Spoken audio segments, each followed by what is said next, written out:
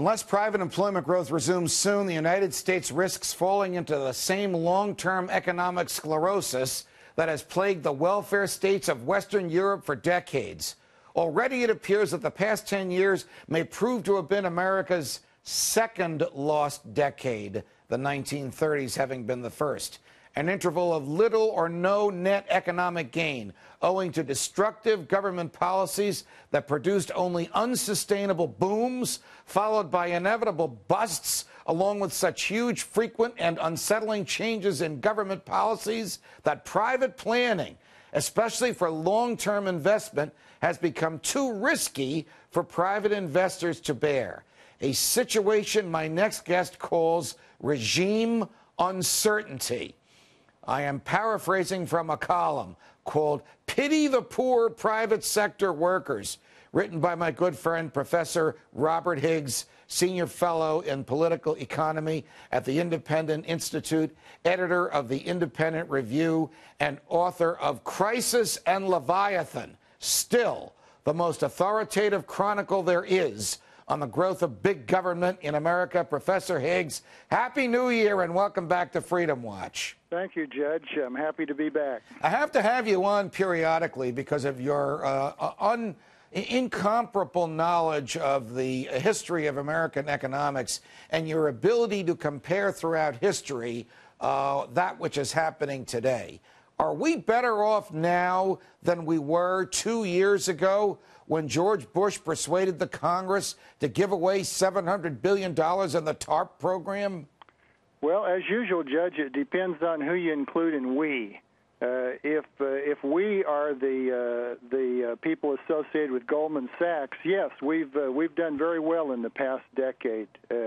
If we are associated with some of the big financial institutions that reaped billions of dollars and paid their executives billions of dollars during the past decade, certainly we are better off. But if we are the great mass of the American people, it's very unclear whether we've made any gains at all in the past 10 years if you compare right now with where we were, say, in the year 2000. Now, I know that you're an economic historian and not a political scientist or a psychologist, but why doesn't the average person understand that the dollar bill in their wallet today can buy less than the same dollar bill in the same wallet a year ago, and that dollar bill bought less than the same dollar bill in the same wallet a year or two before that? And inflation isn't even rampant or runaway like it was in the mid-'70s. Well, Judge, I'm sure that almost everybody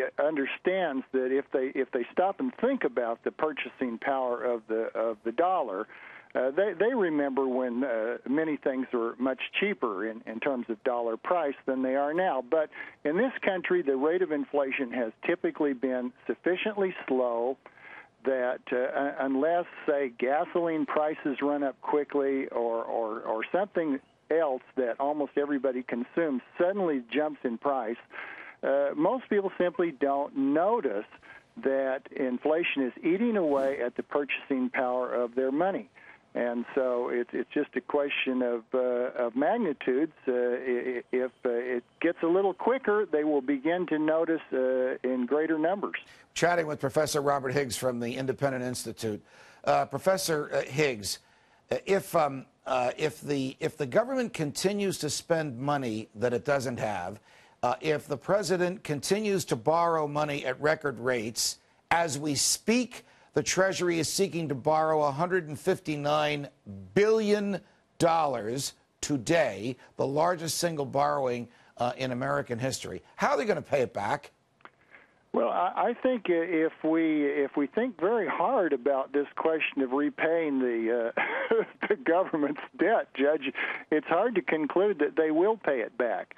Now, of course, they may formally pay it back, but if they drive down the purchasing power of the dollar enough by driving up the number of dollars in circulation, then they can repay it in dollar terms while simultaneously defaulting in real terms. And I think there's a strong probability that ultimately the government will default in this sense. They may not simply tell everybody, look, forget your promises we made when you bought our bonds. We're not going to keep those promises, but the typical strategy or tactic of a government in this situation is to default by means of inflation.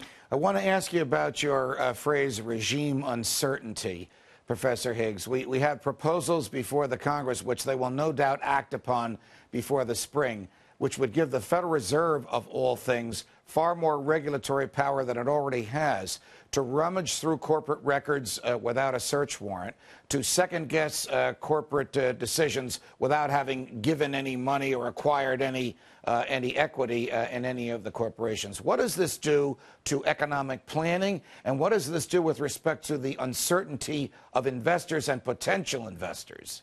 Well, it puts everybody at the mercy of Fed actions, Judge, and then, of course, people will begin to make guesses as they have for decades in the so-called Fed watching industry.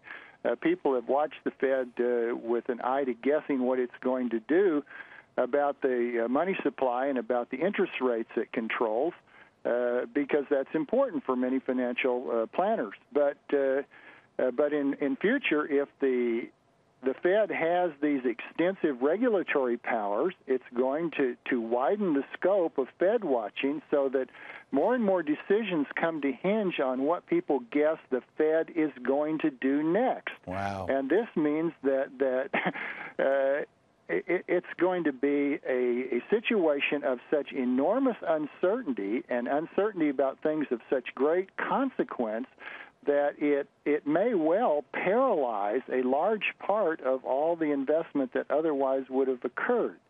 One would think that the government would have learned the lesson of the 30s, which you chronicle so beautifully in your book, Crisis and Leviathan.